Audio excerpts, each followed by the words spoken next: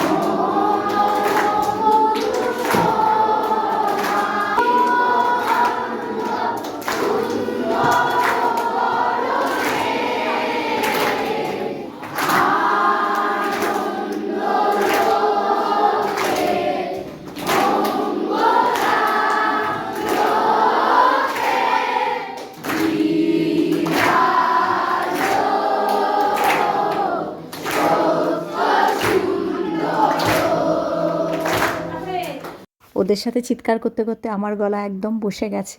যাই হোক, তোমাদের কেমন লাগলো ভিডিওটা অবশ্যই কমেন্ট করো, একটু লাইক করো, তাহলে খুব খুশি হব। টাটা।